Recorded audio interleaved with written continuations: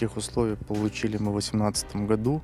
Вот, и с этого времени мы никаких результатов не получили. До Нового года обещали, что до 2020 года они сдадут и примут в эксплуатацию эти трансформаторы, которые они простроили. Эти провода у нас уже 2 года по улицам протянутые.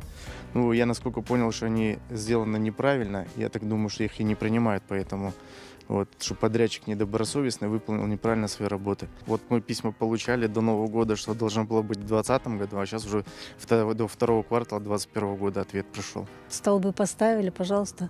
Уже почти сколько уже, около 2 лет, наверное, они стоят. Вон провода везде торчат, нигде не соединено. Столбы кривые.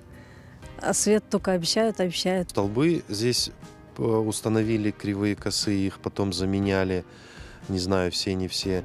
То еще, в общем, постоянно какие-то происходят отмазки, так скажем.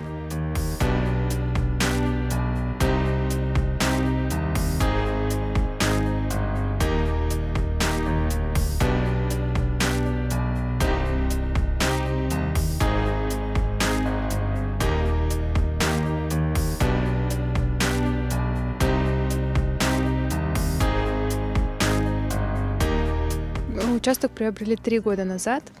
Мы заключили договор с Крымэнерго, нам дали техусловия, и там прописано, что в течение 6 месяцев нам обязуются провести свет. Но прошло уже 3 года, света нет. Обращалась в социальные сети, в разные органы, писала Аксенову, ответ получила, но постоянно дату, получается, переносят.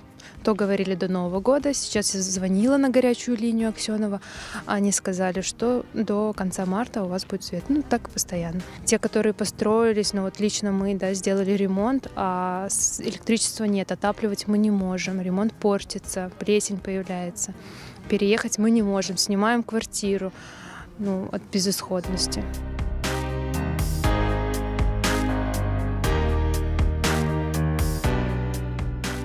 Воды нету, я же говорю, у меня уже руки длиннее, чем ноги. Тачками таскала воду, эту штукатурку делала, дом строила, все через дорогу. За 500 метров воду таскала тачкой. Я сама одна. Вот у нас 50 метров от моего дома идет водопровод. Через дорогу сделали дырку и на ту сторону это объездной взяли. Под лесом там у них воды всегда не было. И вот с нашей стороны, с нашего поля, взяли на ту сторону воду. А нам тут 50 метров, хоть бы уже разрешили, мы бы сами, наверное, его сделали. На сегодняшний день у нас ситуация катастрофическая, ее можно назвать, потому что на дворе 21 век, воды нет, света нет, газа нет, дорог нет, у нас никаких условий нет. На сегодняшний день у нас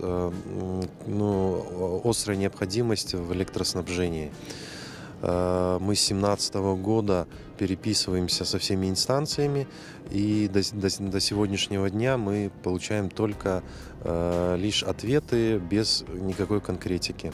Здесь порядка, наверное, 60-70 домов, но если бы хотя бы свет был бы, то было бы минимум в 2 раза больше. Очень многие не могут доделать ремонты, очень многие. Очень многие не начинают строительство.